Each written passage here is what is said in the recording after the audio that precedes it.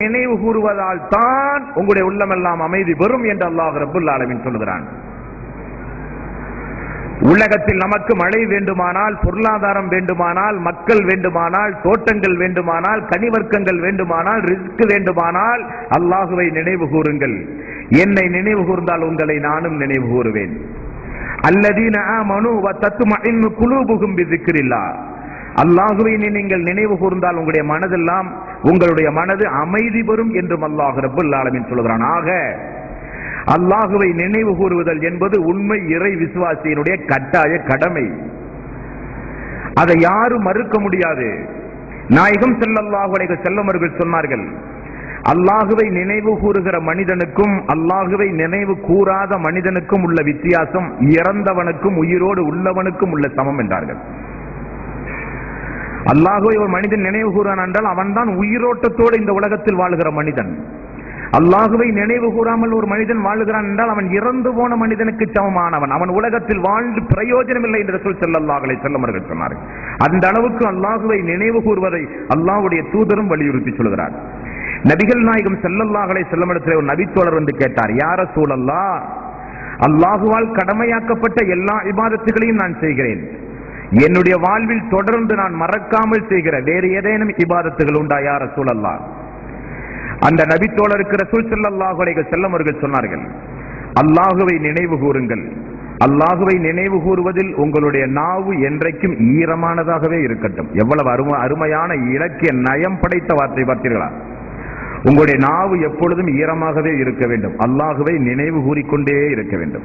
நினைவு கூறுவதன் மூலம் உங்களுடைய நாவு ஈரமாகவே இருக்க வேண்டும் என்று நபிகள் நாயகம் ஸல்லல்லாஹு அலைஹி வஸல்லம் அவர்கள் சொன்னார்கள். செயல்களில் மிகச் சிறந்தது எது என்று தெரியுமா? ரசூல் ஸல்லல்லாஹு அலைஹி வஸல்லம் அவர்கள் சொல்கிறார்கள், பாருங்கள். செயல்களில் மிகச் சிறந்தது எது என்று தெரியுமா? அல்லாஹுவிடம் மிகவும் பரிசுத்தமானது எது என்று தெரியுமா? தங்கம், வெள்ளி, தீனார்கள் போன்றவைகளை அல்லாஹ்வுடைய பாதையிலே தான தர்மம் செய்வதை விடவும் சிறந்தது எது என்று தெரியுமா? போர்க்களத்தில் எதிரிகளை நீங்கள் சந்தித்து அவர்களை நீங்கள் தாக்கி, உங்களை அவர்களும் அவர்களை நீங்களும் தாக்கி போரில் சண்டையிட்டுக் கொள்கிறீர்களே, அதை விட சிறந்தது எது என்று தெரியுமா? அல்லாஹுவை நீங்கள் நினைவு கூறுவது என்றார்கள் ரசூல் ஸல்லல்லாஹு அலைஹி வஸல்லம் அவர்கள். இதெல்லாம் இன்றைக்கு மக்கள் மத்தியிலே பேசினதெல்லாம் ஒரு ஓல்டு ஃபேஷன். அல்லாஹுவை நினைவு கூறுவது என்பது இஸ்லாமிய சமூக மக்களுக்கு ஒரு ஓல்டு ஃபேஷன். லேட்டஸ்டா எந்த ஒரு செய்தியும் இல்லையா என்பார்கள். இதெல்லாம் பழைய செய்திகள். புதிதான நவீன விஞ்ஞானத்தை பற்றி புதிதான ஏதாவது சம்பவங்களை பற்றி சொல்வதற்கு பயானிலே விஷயமே இல்லையா என்பார்கள். ஆனால் ரசூல் ஸல்லல்லாஹு அலைஹி வஸல்லம் அவர்கள் சொன்னார்கள், செயல்களிலே சிறந்தது, அல்லாஹ்விடத்திலே பரிசுத்தமானது, தங்கம், வெள்ளி, தீனார்களை தர்மம் செய்வதை காட்டிலும் மேலானது, போர்களிலே தாக்குதலும் எதிர்த்தாக்குதலும் நடத்துவதை காட்டிலும் மேலானது, அல்லாஹுவை நீங்கள் ذிக்ர் செய்யுங்கள் என்று ரசூல் ஸல்லல்லாஹு அலைஹி வஸல்லம் அவர்கள் சொன்னார்கள். இன்னொரு கட்டத்தில் நபிகள் நாயகம் ஸல்லல்லாஹு அலைஹி வஸல்லம் அவர்கள் இப்படி கூறுகிறார்கள், அல்லாஹுவை ஒரு சிறிய கூட்டத்தில் நீங்கள் நினைவு கூர்ந்தால் அல்லாஹ் உங்களை பெரிய கூட்டத்தில் நினைவு கூறுவான். பெரிய கூட்டத்தில் அல்லாஹுவை நீங்கள் நினைவு கூர்ந்தால் அல்லாஹ் வானத்திலே இருக்கிற வானவர்கள் மத்தியில் உங்களை நினைவு கூறுவான் என்று ரசூல் ஸல்லல்லாஹு அலைஹி வஸல்லம் அவர்கள் சொன்னார்கள். என் அடியான் என்னை நினைவு கூறும் இடத்தில் நான் உடனே வந்து விடுவேன். என்னுடைய அடியான் என்னை நினைவு கூறினால் அந்த இடத்தில் நான் இருப்பேன் என்று அல்லாஹ் ரப்புல் ஆலமீன் சொல்கிறான். என்னை அவன் நினைவு கூர்ந்தால் நான் அவனை நினைவு கூறுவேன். மனதிற்குள் அவன் என்னை நினைத்தால் எனது மனதிற்குள் நான் அவனை நினைப்பேன் என்றும் நபிகள் நாயகம் ஸல்லல்லாஹு அலைஹி வஸல்லம் அவர்கள் சொன்னார்கள். முஃபர்ரித்தூன்கள் வெற்றி பெற்றார்கள் என்று ரசூல் ஸல்லல்லாஹு அலைஹி வஸல்லம் அவர்கள் ஒரு நாள் சொன்னார்கள். முஃபர்ரித்தூன்கள் வெற்றி பெற்றார்கள். யா ரசூலல்லாஹ், யார் அந்த முஃபர்ரித்தூன்கள்? முஃபர்ரித்தூன்கள் யார் என்றால் அதிகம் அல்லாஹுவை நினைவு கூறுகின்ற ஆண்களும் பெண்களும் தான் அவர்கள். அல்லாஹுவை அதிகம் நினைவு கூறும் ஆண்களும் பெண்களும் நிச்சயமாக வெற்றி பெற்றார்கள் என்றும் நபிகள் நாயகம் ஸல்லல்லாஹு அலைஹி வஸல்லம் அவர்கள் இதனுடைய மகத்துவத்தை நமக்கு கற்றுத் தருகிறார்கள் என்ற அந்த சொல்களே. அப்ப இதுவரை பார்த்த அல்லாஹ்வுடைய ஆயத்தும் அல்லாஹ்வுடைய தூதருடைய பொன்மொழிகளும் அல்லாஹுவை நினைவு கூறுகின்ற காரணகாரியங்களை வலியுறுத்தி சொல்லப்பட்ட ஆயத்துக்களை பார்த்தோம். நபிகள் நாயகம் ஸல்லல்லாஹு அலைஹி வஸல்லம் அவர்கள் வலியுறுத்தி சொன்ன பொன்மொழிகளை பார்த்தோம். ذிக்ர்கள் என்பது, அல்லாஹுவை நினைவு கூறுதல் என்பது உள்ளத்தால் இருக்கலாம், நாவினால் மொழிவதன் மூலமாக கூட இருக்கலாம். உள்ளத்தாலும் நாவினாலும் அல்லாஹுவை அதிகம் நினைவு கூறும் பொழுது இஸ்லாமிய மார்க்கத்தில் 2 அடிப்படை அம்சங்களை ரசூல் ஸல்லல்லாஹு அலைஹி வஸல்லம் அவர்கள் நமக்கு கற்றுத் தந்தார்கள். ஒன்று, நாம் மேற்சொன்ன ஆயத்திலே பார்த்தோம், ரகசியமாக பகிரங்கமாக சப்தம் போட்டு செவிடர்களை அழைப்பதை போல் இல்லாமல் அச்சத்தோடு, அடக்கத்தோடு, பணிவோடு, ரகசியத்தோடு, உள்ளத்தோடு நீங்கள் அல்லாஹுவை திக்ரு செய்யுங்கள் என்று அல்லாஹ் சொன்னானே, அந்த அடிப்படையில் அல்லாஹுவை நினைவு கூற வேண்டும். அல்லாஹ்வுடைய தூதர் ரசூல் ஸல்லல்லாஹு அலைஹி வஸல்லம் அவர்கள் எந்தெந்த வார்த்தை பிரயோகத்தை கற்று அந்த திக்ருகளை நமக்கு சொல்லித் தந்தார்களோ அந்த வார்த்தை பிரயோகத்தோடு அல்லாஹுவை நினைவு கூற வேண்டும். அல்லாஹ்வுடைய தூதர் ரசூல் ஸல்லல்லாஹு அலைஹி வஸல்லம் அவர்கள் எந்த எண்ணிக்கையை குறிப்பிட்டு நமக்கு சொல்லித் தந்தார்களோ அந்த எண்ணிக்கையில் கூட்டவும் கூடாது, குறைக்கவும் கூடாது. இதெல்லாம் திக்ருகளிலே மிக மிக கவனிக்கப்பட வேண்டிய மிகப்பெரிய அம்சங்கள். இந்த முறைப்படி அல்லாஹுவை நீங்கள் திக்ரு செய்தால்தான் அல்லாஹ்வுடைய பர்க்கத் உங்களுக்கு கிடைக்கும். இந்த முறைப்படி அல்லாஹுவை நீங்கள் நினைவு கூறும் பொழுதுதான் அல்லாஹ்வுடைய அருளும், அன்பும், பாசமும், நேசமும், நெருக்கமும் உங்களுக்கு கிடைக்கும். அல்லாஹ்வுடைய தூதர் ரசூல் ஸல்லல்லாஹு அலைஹி வஸல்லம் அவர்கள் சொன்ன எண்ணிக்கையில் எந்த மாற்றத்தையும் உண்டாக்க கூடாது. உதாரணத்திற்கு, தொழுகை முடிந்தவுடன் சுப்ஹானல்லாஹ் 33 முறை ரசூல் ஸல்லல்லாஹு அலைஹி வஸல்லம் அவர்கள் கூறச் சொன்னார்கள். ஒரு மனிதன் 36 முறை சொல்கிறான் என்றால் அந்த திக்ருக்கு அல்லாஹ்வுடைய சன்னிதானத்தில் எந்த மதிப்பும் இல்லை. சொன்னது திக்ராக இருக்கலாம். அல்லாஹ்வுடைய தூதர் என்ன வரையறை வகுத்தாரோ அந்த வரையறைக்கு உட்பட்டு அந்த திக்ரை ஒரு மனிதன் சொல்லும் பொழுதுதான் அல்லாஹ்வுடைய பர்க்கத். 33 முறை சுப்ஹானல்லாஹ், 33 முறை அல்ஹம்துலில்லாஹ், அதனுடைய நன்மைகளை பிறகு நாம் பார்க்கவிருக்கிறோம் இன்ஷா அல்லாஹ். 33 முறை சுப்ஹானல்லாஹ், அல்ஹம்துலில்லாஹ், அல்லாஹு அக்பர் என்ற அந்த எண்ணிக்கையை கவனமாக, உன்னிப்பாக ஒரு அடியான் எண்ணி சொல்லும் பொழுது மட்டும்தான் அந்த நன்மை. இனி 33, 35 ஆனாலும் நன்மை இல்லை, 33, 30 ஆனாலும் நன்மை இல்லை. ஏன் நான் இதை சொல்கிறேன் என்றால், அல்லாஹ் தூதரை அனுப்பி இருக்கிறான். எதை எந்த முறைப்படி, எந்த நேரத்தில், எந்த வடிவத்தில், எந்த எண்ணிக்கையில் சொல்ல வேண்டும் என்று கற்றுக் கொடுக்கத்தான் அல்லாஹ் தூதரை அனுப்பி இருக்கிறான். எண்ணிக்கை என்பது அல்லாஹ்வுடைய தூதர் கற்றுக் கொடுத்த திக்ருகளில் எங்கெல்லாம் அல்லாஹ்வுடைய தூதர் எண்ணிக்கையை சொன்னாரோ அந்த எண்ணிக்கை காப்பாற்றப்பட வேண்டும். எண்ணிக்கை சொல்லாமலும் நிறைய திக்ருகளை ரசூல் ஸல்லல்லாஹு அலைஹி வஸல்லம் அவர்கள் நமக்கு கற்றுத் தந்திருக்கிறார்கள். அல்லாஹ்வுடைய தூதர் எந்த வார்த்தை பிரயோகத்தை நமக்கு கற்றுத் தந்தார்களோ அந்த வார்த்தை பிரயோகத்தை பயன்படுத்தி தான் அந்த திக்ருகளை நாம் சொல்ல வேண்டும்.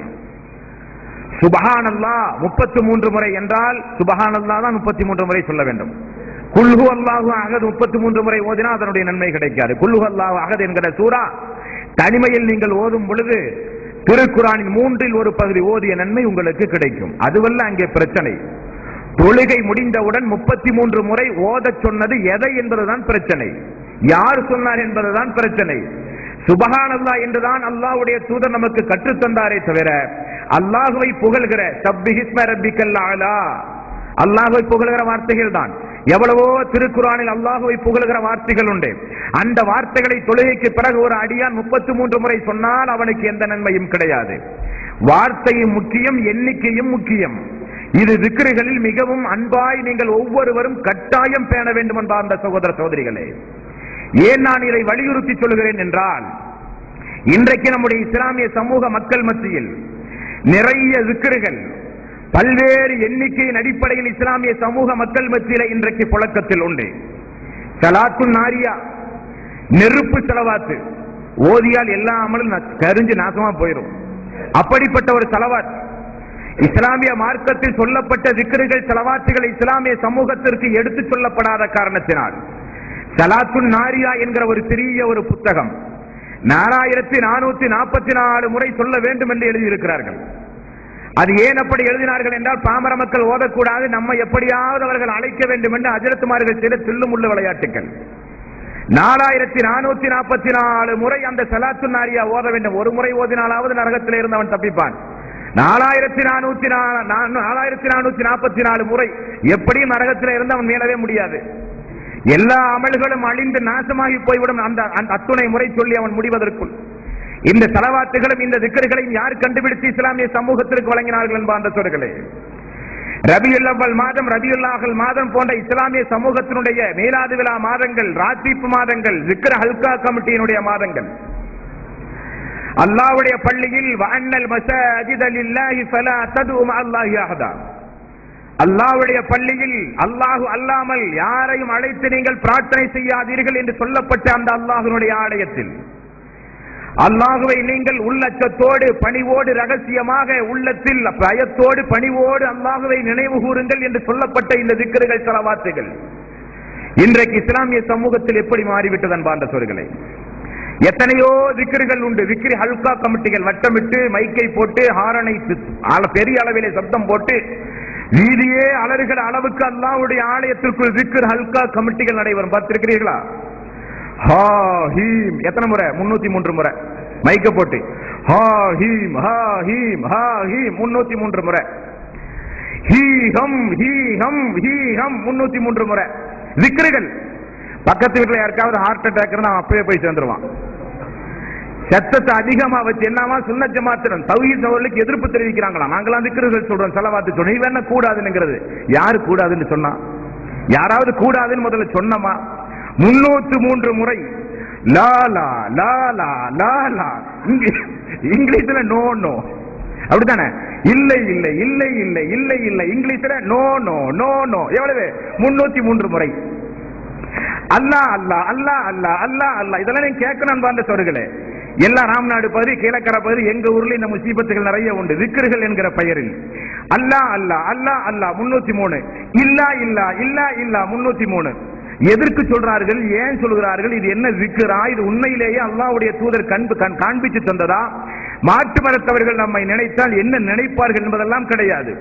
ஹூம் ஹூம் ஹீம் ஹீம் கோடங்கி மாதிரி, கோடங்கிகளை மாதிரி பள்ளிவாசலுக்குள்ள உட்கார்ந்துகிட்டு முஹம்மது முஹம்மது முஹம்மது 1000 தடவை.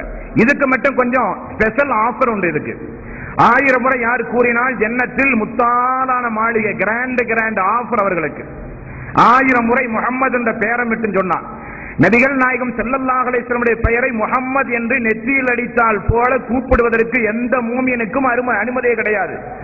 விக்ருகள் என்கிற பெயரில், ஸலவாத்துகள் என்கிற பெயரில் இவர்கள் நடத்துகிற களியாட்டங்கள் அன்பார்ந்த சோர்களே. உண்மையில் இஸ்லாமிய மார்க்கத்தில் அல்லாஹும் அல்லாஹ்வுடைய தூதரும் விக்ருகளையும் ஸலவாத்துகளையும் எந்த அளவுக்கு அற்புதமாக, எந்த அளவுக்கு அழகாக நபிகள் நாயகம் ஸல்லல்லாஹு அலைஹி வஸல்லம் அவர்கள் வலியுறுத்தி இந்த இஸ்லாமிய சமூக மக்களுக்கு கூறியிருக்கிறார்கள் தெரியுமா அன்பார்ந்த சோர்களே? நபிகள் நாயகம் ஸல்லல்லாஹு அலைஹி வஸல்லம் அவர்கள் சொன்னார்கள், எந்த அளவுக்கு அல்லாஹ்வுடைய தூதர் சொல்கிறார் பாருங்கள். உங்களுக்கு திக்ருகள் சொல்ல வேண்டுமா? திக்ருகளுடைய நன்மையை நீங்கள் அடைய வேண்டுமா? திக்ருகளின் மூலம் அல்லாஹ்வுடைய பர்க்கத்தை, அல்லாஹ்வுடைய அருளை நீங்கள் பெற வேண்டுமா?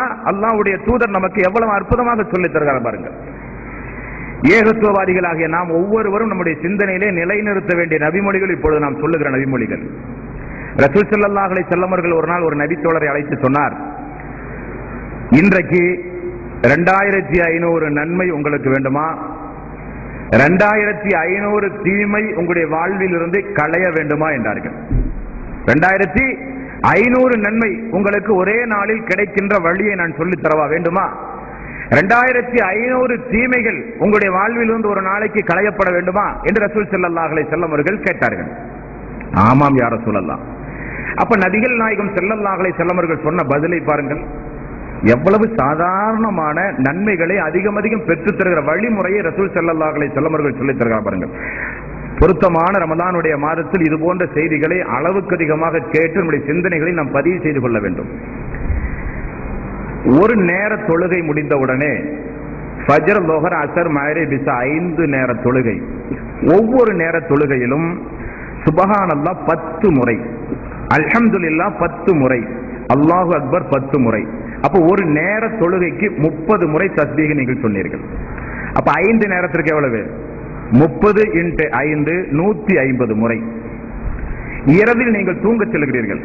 இரவில் தூங்க செல்லும் பொழுது சுப்ஹானல்லாஹ் 33 முறை, அல்ஹம்துலில்லாஹ் 33 முறை, அல்லாஹு அக்பர் 33 முறை, லா இலாஹ இல்லல்லாஹ் ஒரே ஒரு முறை. அப்ப 100 ஆயிற்று. பகல் முழுக்க தொழுகைக்கு பிறகு 30 முறை ஓதுகிற அந்த தஸ்பீஹ் ஐநேர தொழுகைக்கு 150, தூங்க செல்லும் பொழுது சொன்ன தஸ்பீஹ் 100. அப்ப 150 × 100, 150 + 100 250. 250 முறை நீங்கள் சொன்ன இந்த தஸ்பீகை அல்லாஹ் 2500 நன்மையாக வானவர்களிடத்திலே அல்லாஹ் எழுத சொல்கிறான். இதுதான் 2500 நன்மைகளை நீங்கள் பெறுகிற சுலபமான வழி என்று ரசூல் ஸல்லல்லாஹு அலைஹி வஸல்லம் அவர்கள் சொன்னார்கள்.